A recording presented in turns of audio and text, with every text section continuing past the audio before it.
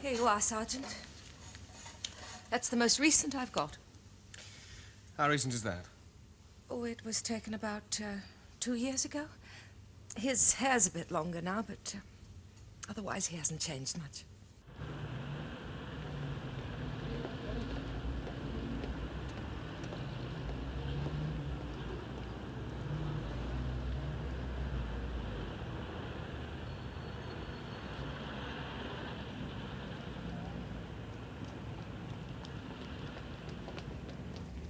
I entirely agree, Mr. Boddy. It could be a complete waste of time. And he's a good-looking lad. He's on his way home from school. I mean, if you came down one morning and found he hadn't been to bed, note on the hall stand, that sort of thing, then, well, yes, we'd report him missing. You'd have him back in a week or two. Now, why shouldn't he have gone on the spree in Birmingham? Well, if he has, we'll have him back soon enough. I mean, would you rather we didn't search for him, sir? I just don't want you to waste the time of a great many very busy officers. Well, I don't want to be gloomy, sir, but he was on his way home from school. He told his friend that he was going home. Now, why should he say that if it wasn't true? Now, why should he say it at all? Where else would he be going after school? Well, you may be right, sir. I hope you are. I'd just rather be on the safe side.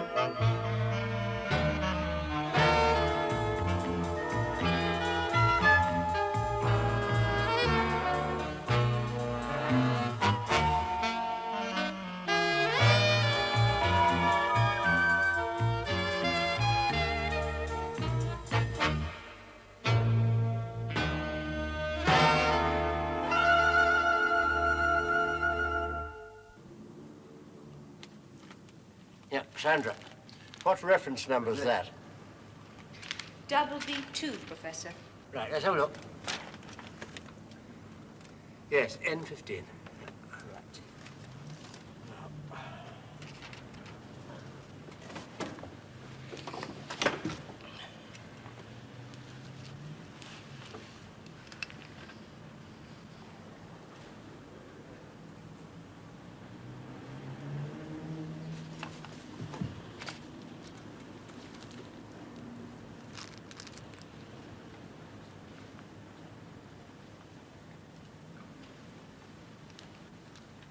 There's nothing to suggest he might be dead, madam. Now, as to his movements, did he follow exactly the same routine from school every day? Well, not every day.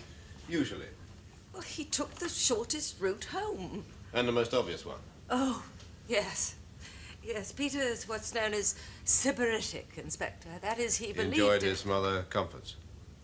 Yes. Enough to hurry home at 4:30 during the winter, certainly. There's no mystery about this route home. I mean, anyone that knew you or your son would know how and when he came home. Yes, most of our tradesmen and practically every master and boy in his school, I should think. See, this house is a bit off the beaten track. I'm surprised they didn't have a bicycle or even a motorcycle. It's a long walk. Oh, he was going to get a motorcycle for his birthday. You didn't pick him up?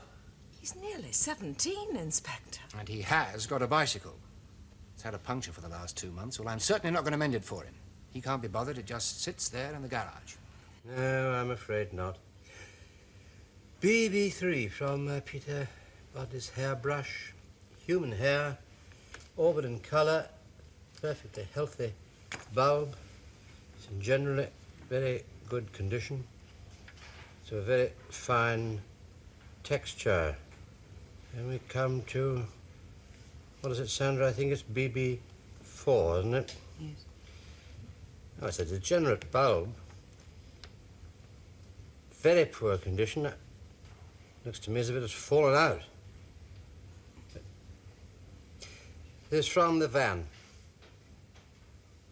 traces of a very coarse black dye, unevenly applied.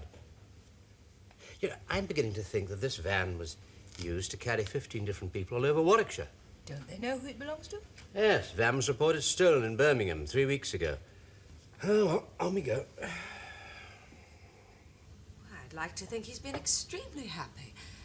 Tony wanted him to go to Ampleforth, his own old school, but Peter decided not, so no, it was. Bit spoiled, perhaps. No reflection on you, but if he got his own way all the time... Well, only in important matters. He thought he'd learn more if he went to the local comprehensive school. And he was in a better position to judge, so that's what he did. Anyway, some of his friends were going there. In love, perhaps? He's about the right age. It's possible. He's certainly been moody from time to time. And they always are at that age, I know.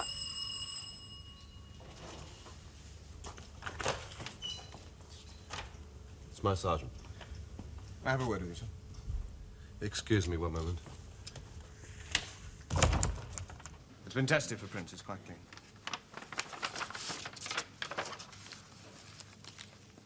How? I mean, where did you... Posted last night, addressed to the police.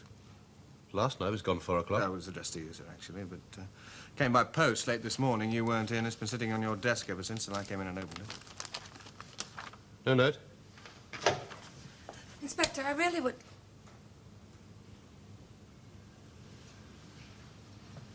Is that Peter's hair? Is it? This is probably your son's hair, I regret to say, Mr. Bodley. It's almost certainly cut off with a pair of scissors. I rather imagine that your son wore his hair fairly long. Not indecently so. Well, someone seems to have cut off most of the fringe. But I imagine he'd be able to move about without attracting public attention. Move about? In the event of his being a willing participant. Well, I don't think that's likely. It is a possibility to be considered, sir. It wasn't pulled out, Doctor. Oh, no. Any stains? Well, yes, there is certainly an unidentifiable smear on some of the ends where it's been cut. I say almost certainly it was from dirt on the scissors. What stains did you expect? Well, blood stains, principally, sir. Fortunately, there aren't any, so we don't need to worry. What about the paper it was wrapped in, sir? Oh, well, the few external marks are probably caused in the post. Well, I imagine he was wearing gloves all the time. You ever tried sticking a stamp to an envelope with gloves on? Whoever wrote this, Mr. Eyre, was trying to be exceedingly careful. Look, you see, the stamps were fixed on with water.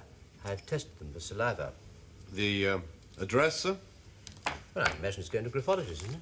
The graphologist has a photograph, yes. Well, I would say that it was almost certainly written with a ballpoint pen, you know, the sort of thing that you can buy for 6p at any bookstall.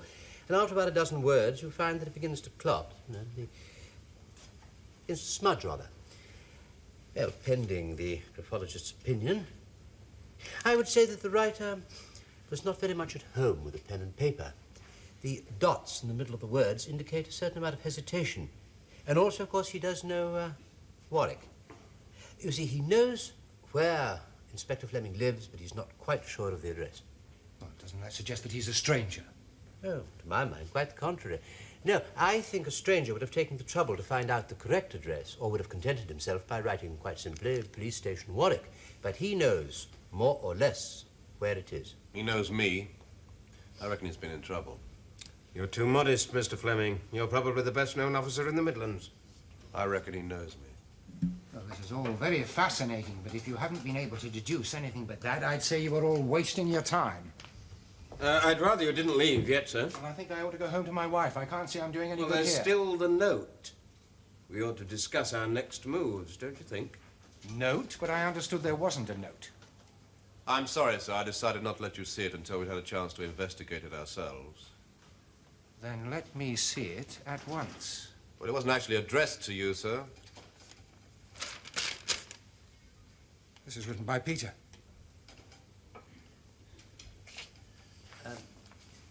Although it was most probably written under duress, Mr. Bodley, the writing here is quite steady. Shows no signs of fear. I shouldn't take it too seriously, sir, not at this stage. Not take it too seriously. not take it too seriously. He must be mad.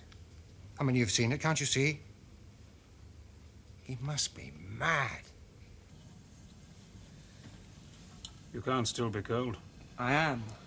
Go to bed. I'll fetch you another blanket. No. Do as I say, boy. Go to bed. I don't want you getting ill. It'll be your fault if I do. It won't. I've looked after you properly. Oh, yes. Very properly. If I could trust you, you wouldn't have to wear it. That's your fault. So don't go blaming me. I'm very sorry, sir. You're not very well brought up, are you? If you've been my son, you'd learn a bit of respect by your age. Respect for you? Everyone deserves respect, boy. Everyone.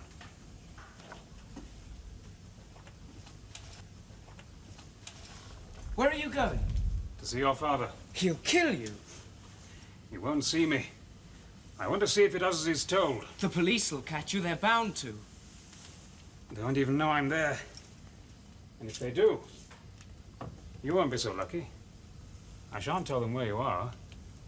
Nobody'll hear you. You'll likely starve to death. Neither of us would like that. How am I supposed to go to bed with this on? It's long enough. Keeps long enough. I tried it myself before you arrived, so I know. What if I want to go to the lavatory? Under the bed. I'll put it there for you. Cover it with a cloth after. I have to sleep in my clothes. It won't hurt you. Not for a couple of nights.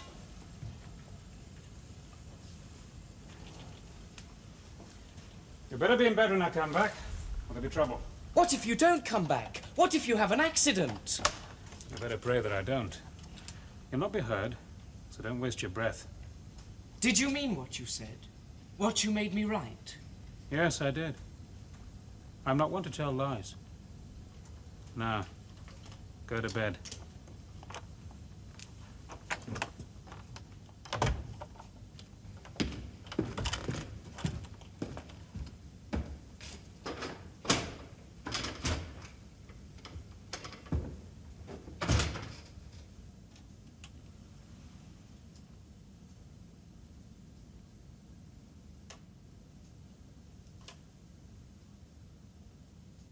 No, sir, I don't want you to go. He's my son. I know that. But I'm conducting the investigation, and I must warn you, it would do nothing but harm. Go to the end of Mill Street, stand where he can be seen, and write the words, "I agree," in chalk at the foot of the castle. Now, what harm is that going to do? If one of our men go, he knows where to go, what to look for. It's a large area to cover. I want time to get my men placed. Now, what do you think he'll do if he sees the place swarming with police? Nothing. It's too early in the game. Your son is in no danger, sir. No. He'll kill Peter if anything goes wrong. Now, what do you call that? I know what I'm doing. How many times a year do you have to handle a kidnapping, then? You're as much in the dark as I am. I don't think he'd do anything yet, Mr. Bodler. But you'd agree that there's a risk. Oh, there's always a degree of risk. Then why not let me do as he asks? No, sir. The less you cooperate, the more you'll be forced out into the open. You must trust us, sir. What then? Mr. Eyre will go in your stead.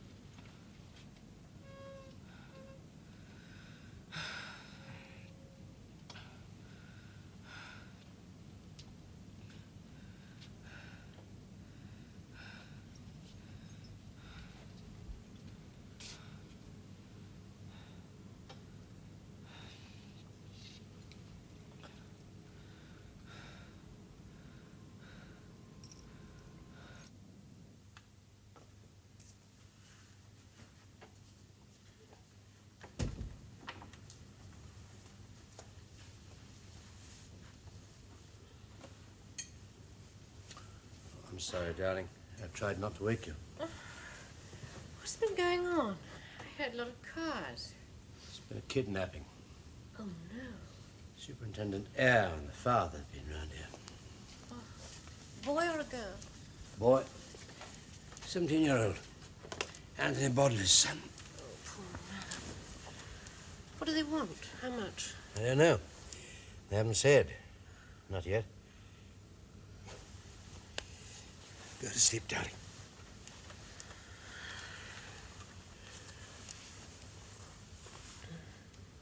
I said no police. And there was a policeman in the square where Mr. Bodley was meant to be. Go on. There's a policeman. Write it down. There was a policeman. Peter, why aren't you writing? I'm not feeling very well. You're well enough to write this. Now, you're behaving like a spoiled child. Now get out of bed and pick them up. Go on. Get out of bed and pick them up. Bloody write it yourself. I'll not have you swearing. Now get out of bed and pick up your book and pencil. When I was your age, I had to get up at 6:30 in the morning. Practicing for prison. And if I didn't, my dad used to pour a jug of cold water over me. You wouldn't want me to do that, would you? Write your own notes. I'm not feeling very well. You're well enough to get out of bed and pick up a book and pencil. Very well. If you cannot do as you're told, I have to make you. I'll count to 3. You won't enjoy sitting in wet clothing all day. I told you I'm not well. 1. I've got a fever. 2. You wouldn't dare. 3.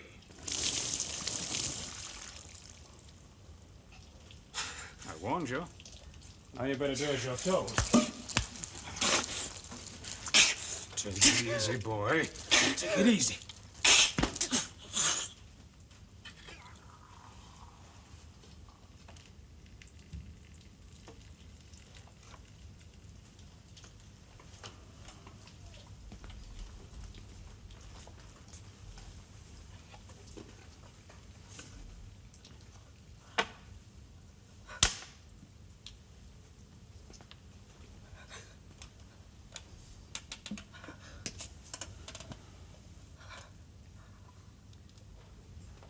I'm sorry I had to do that. Maybe it's taught you a lesson. Now perhaps you'll do as you're told. Where was it?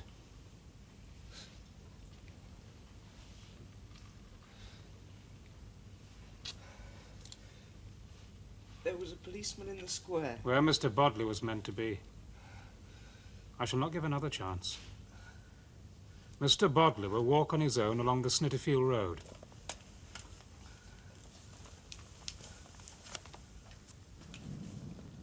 Until he comes to a milk bottle lying in front of the war memorial. This contains another note, which he is to read immediately.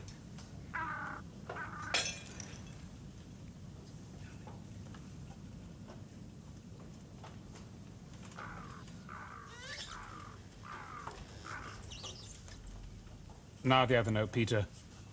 What do you call him? Dad? Pa. Dear Pa, I'm perfectly all right, and they're treating me very well. Don't worry. You're to get £20,000 in old banknotes.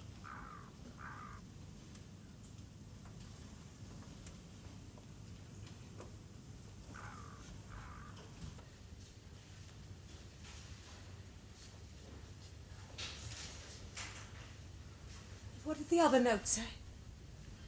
Oh, some business about wrapping the money up in a parcel, taking a train from Warwick to Solihull, and then just throwing it out when I saw a marker by the tracks. What are you going to do? Well, 20,000 isn't much. I can afford it. And if we don't, they might end up by killing Peter. How do you think he is? Well, at least he was alive when he wrote that. That's something.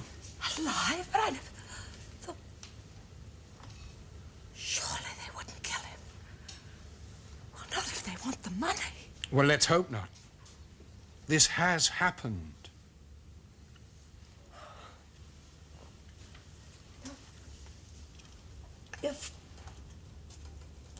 if we do exactly what they say, if I take the money, what about the police? No, they'll be too busy following up the train theory. I've always heard it was safer. Telling the police was safer. Look, I honestly believe that Peter is in great danger unless we do as he says. Look, there'll be no risk to you.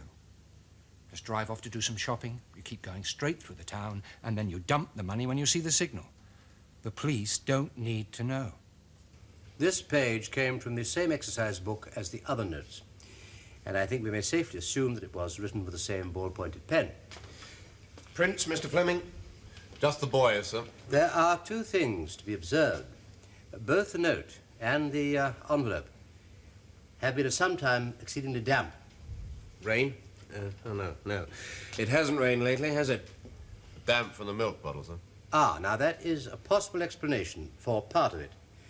But you must remember that the note itself has been made damp by clean water, as far as I can see. But the envelope, this is where the milk bottle comes in, is stained on the outside. And it is stained again on the inside. Now, the note should be stained. Why isn't it? That's a different quality paper, sir. Is this more resistant? Something else in the envelope, Professor. If this was folded inside another piece of paper. Precisely. Now, just wait a moment.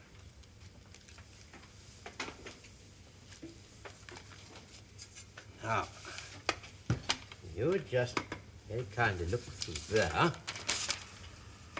Eh? At the bottom of the page, where the light catches. Now, it looks to me as though somebody had pressed exceedingly hard with a pen through another piece of paper. Paul. Police? Now, look, I photographed that. And here we have got your Paul. You see? Now, on the line above. O.T. O.T., yes, I think so. And along here, there's an N. It could be half an M. And above that, K-E-E. Yeah. You sure it's Peter's writing, sir? Well, this is the third or fourth page from the book, and none of the other pages show any sign of indentation. Oh, it's a page from his exercise book. It could be the end of an essay. No, none of the other pages show any sign of indentation. Why did he press harder and why only towards the end? Because, in my opinion, it was only when he reached the end of the message that he suddenly realized the need to give us a warning. And this was folded inside another piece of paper? It could have been. Another note? For the father. This one for us. Look, Fleming, suppose you try. Keep this note and give the other one to the police. You see? Keep this note and police. It fits rather well, I think. But I was watching everything that Bodley did, sir. Well, surely it wouldn't be too difficult to double up a piece of paper into his pocket. I imagine he was standing with his back to you some of the time. Yes, Doctor, he's clever. He frightens the father first, and then he warns him to keep the police away. Then he sends him to pick up the instructions for delivery. He gives him two notes. The first for himself, the second for us. Now, the boy only realizes there's going to be a second note as he gets to the end of writing the first one. So he tries to warn us. He's a bright lad. 24-hour surveillance, sir, for Mr. and Mrs. Bodley. Yes, Mr. Fleming.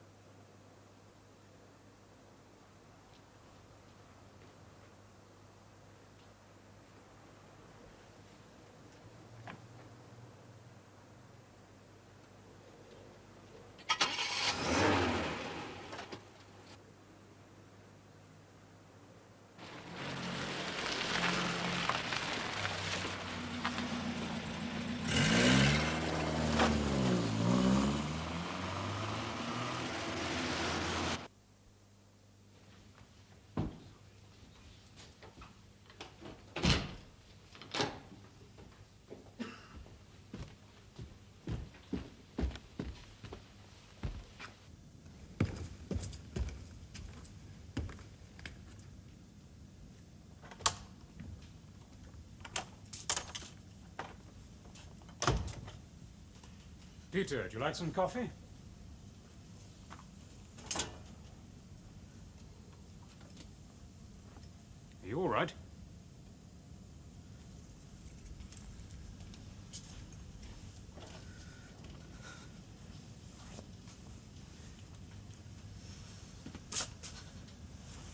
You better get up and put on some dry things. Get a doctor. Now, come on. Get up.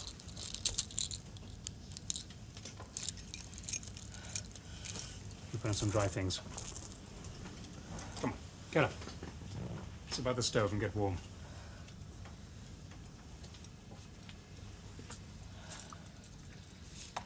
I need a doctor. Just do as the note says, sir. Get on the train and don't worry. It's quite possible that someone may come up to you and ask for the parcel. If that happens, give up the parcel and relax.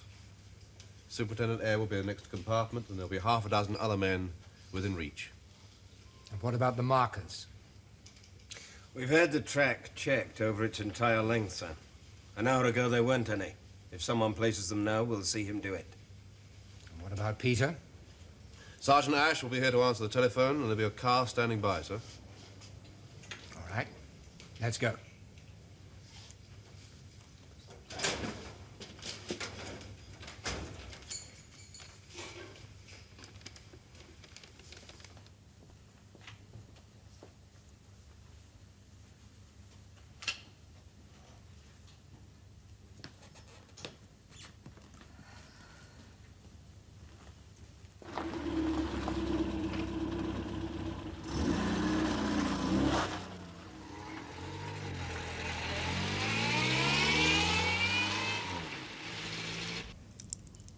Peter, I'm going out to get you some medicine, so don't get up. I've turned up the stove, so you'll be warm. I'll be back in an hour or two.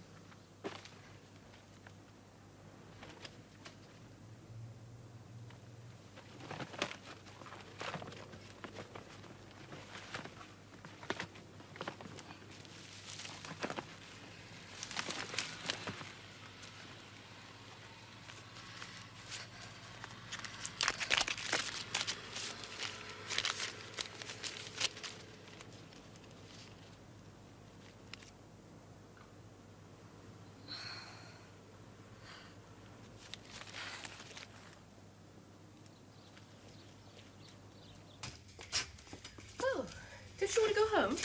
Not particularly. I haven't got very much to do at home. Might as well get on with the filing. Mine? No, the professor's. Oh. Sandra? How would you like a couple of weeks off next month? Off? Holiday. But I was going in the summer. No, I mean extra. I'm taking John off for a couple of weeks then. He hasn't said anything to me. He doesn't know.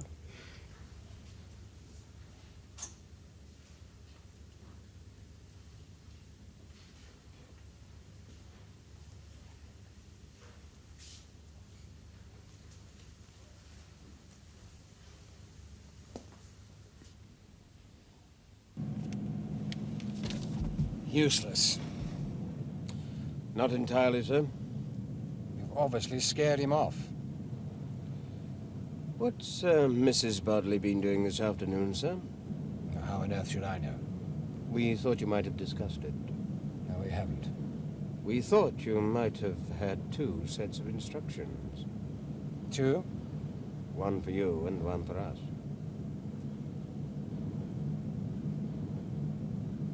I didn't. So we followed Mrs. Bodley when she went out. What have you done?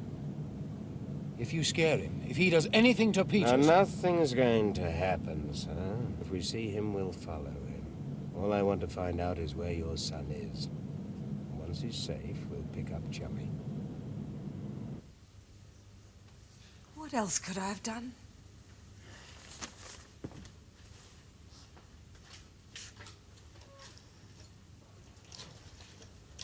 Do you believe him?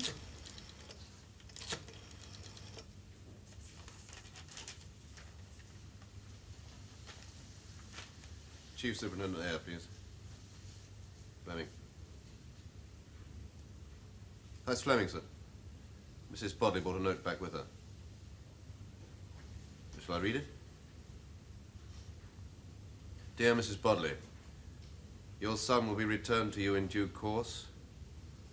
I do not want to move him away from here yet, as he has the flu. As soon as he is better, I shall send him home, so don't worry. Nobody's blaming you, sir. Perfectly understandable thing to do. No harm's been done. We'll find out where your boy's being kept soon enough. If he's not dead already. Now, the man called at a chemist's shop on his way through Warwick. He bought some medicine for someone he claimed was his son. Said he had flu. He wouldn't be buying medicines for him if he was already dead now, would he? Even if you do find him, how are you going to get him out alive? We'll deal with that one when we get to it, sir. Yes. Where? That's all right, I'll tell him. We've got him, sir. Our house about 3 miles off the Snitterfield Road.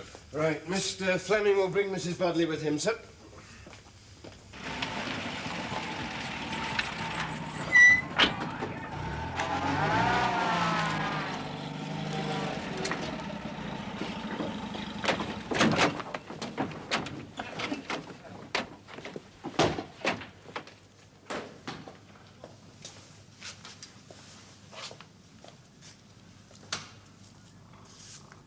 Mr. Innes. We know the boy is ill. Send him out. No. He needs looking after. I look after him. We'll send you in a doctor.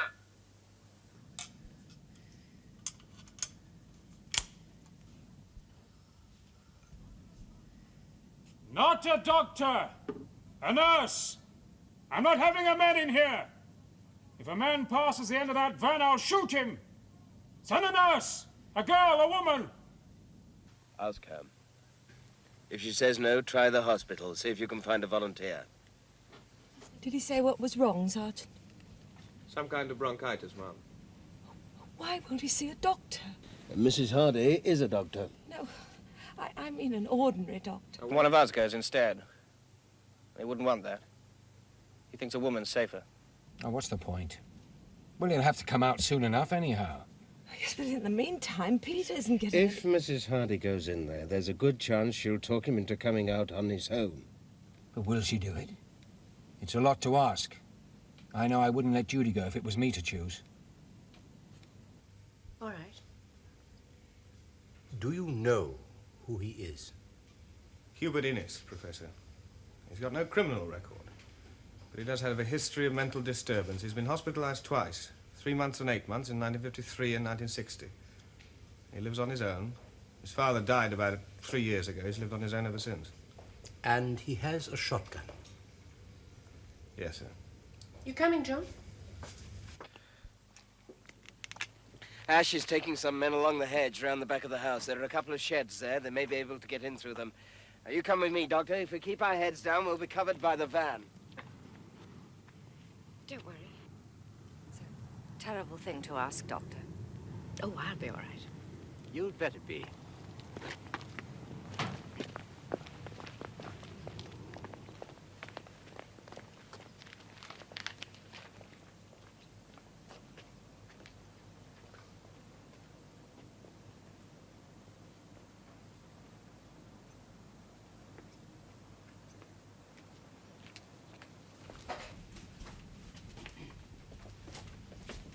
What are you doing here, Professor?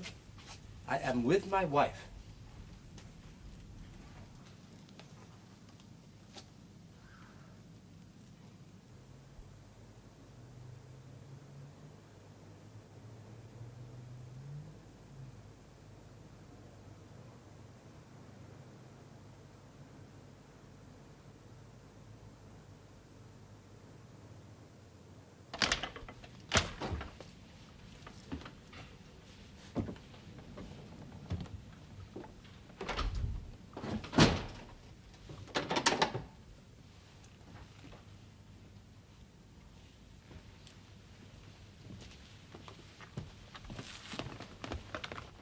Where the hell's Ashe? He ought to be in the house by now.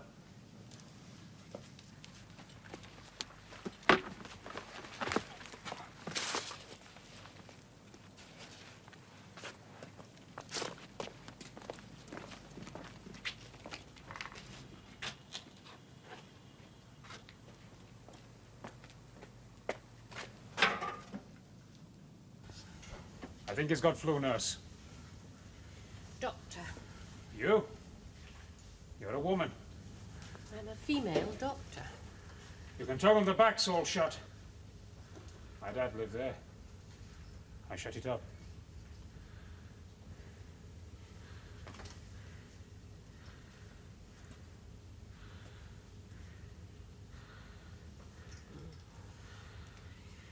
He has pneumonia, Mr. Innes. How do you know my name? Police told me. He'll have to go to hospital. If he doesn't, you'll have his death on your conscience. I don't care what. He's not leaving here. He has a temperature of 104. If he doesn't go to hospital soon, there won't be any point in keeping him here anyway. He'll be dead. They told you to say that? I'm giving him a shot of a fairly potent antibiotic. May bring his fever down, but it won't do anything about getting the liquid out of his lungs.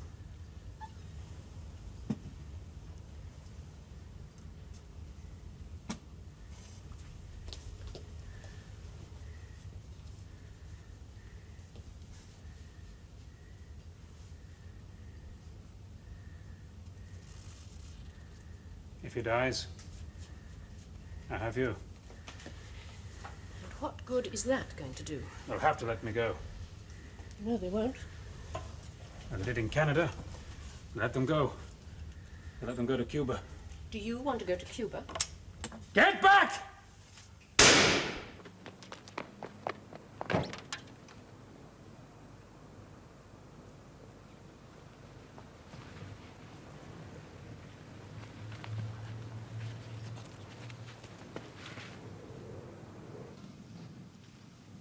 Of course I don't. Well then. Safe conduct. I've got the money now. I'll go abroad. Isle of Man, somewhere like that. It's not your money. It is! He gave it to me. Why them? Why the Bodleys? Why not? They're rich. They won't miss it. What did they ever have to do with you? Nothing.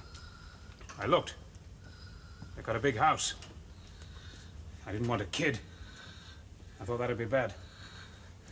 And killing Peter won't be. Killing? I've not killed him. If he doesn't go to hospital, you... Well, you're the doctor. That's your job. I didn't make him ill. Just you be careful. I need some water.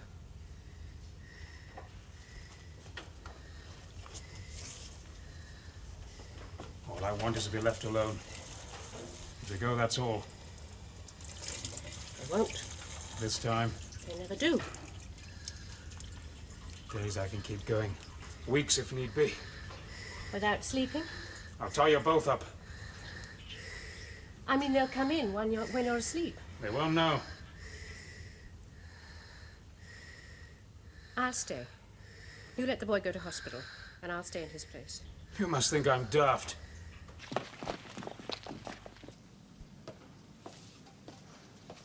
We've got Sergeant Ashe and a couple of men down there, but he's nailed up all the windows on the ground floor. If we start breaking in, he'll start shooting. What about Peter? My wife is with him. She's a good doctor.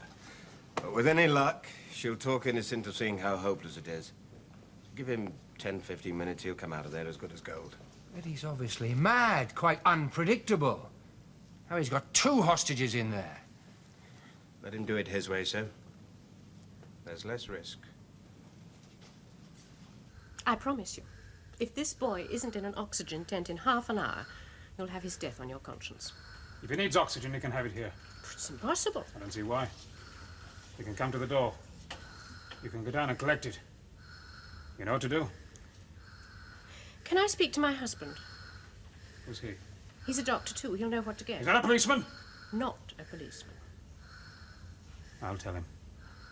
Well, he may not believe you. Why?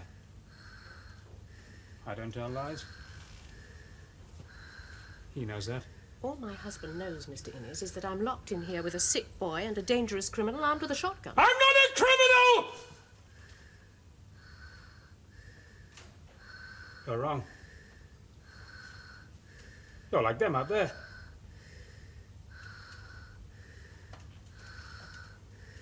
All right. If he doesn't come too near.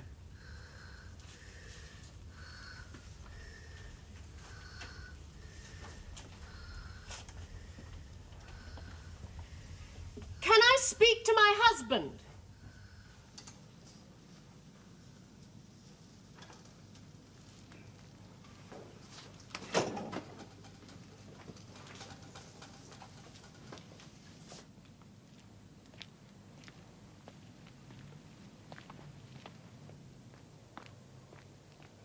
Joe?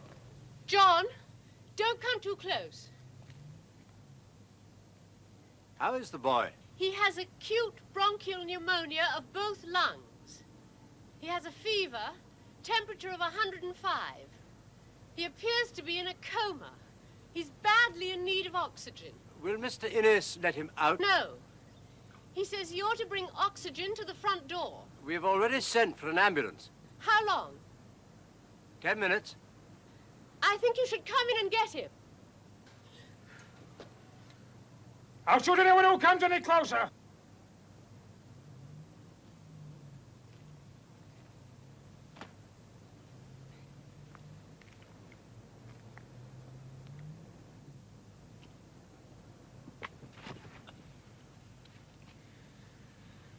I don't think this is quite the place for you, Professor. Rubbish. If they come in here, you're the first person to get it. If they don't come in here, you'll be a murderer. That's useful. Contact Sergeant Ashe. Bring him down on the right-hand side of the house. If she's that worried, we better do as she says.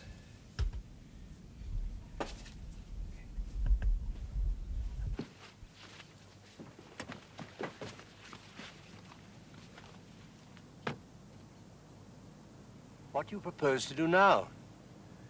Hang on a minute.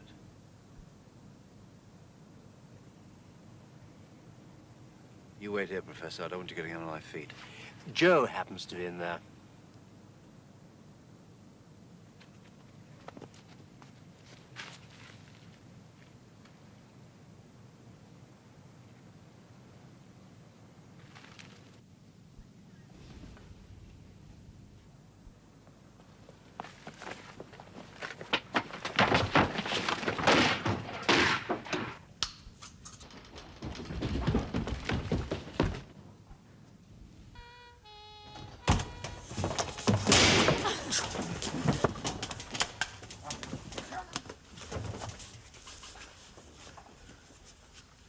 Dead?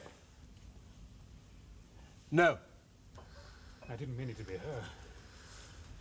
Shall I take him away, sir? Not quite yet.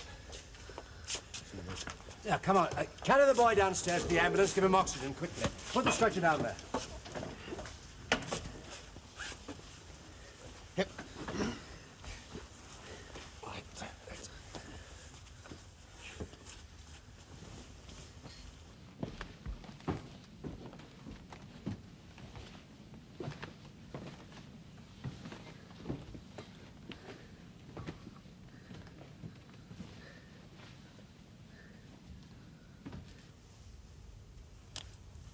Gunshot wounds on the Legs.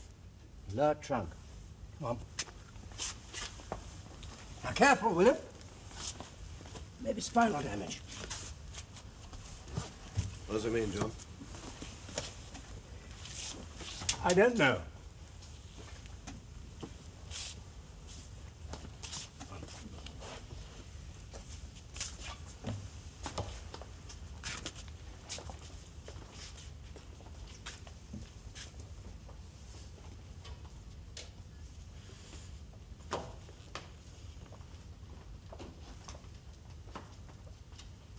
Right, everybody outside. Not you, Ashe.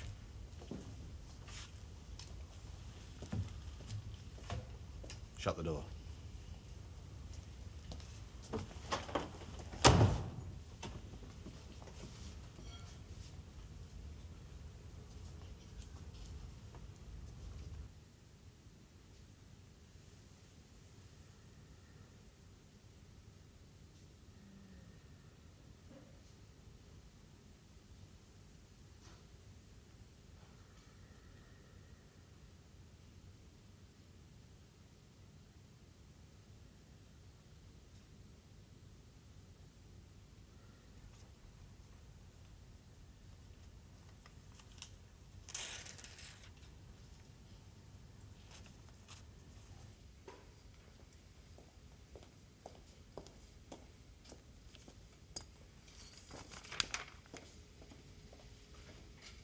During my examination of Innes, I also noted heavy bruising across the rib cage. There were a number of minor abrasions and contusions, possibly resulting from the struggle to arrest him. But this bruising could not, in my opinion, have been caused in such a struggle. The regularity with which he appeared to have been hit suggests, to my mind, that he was subjected to beating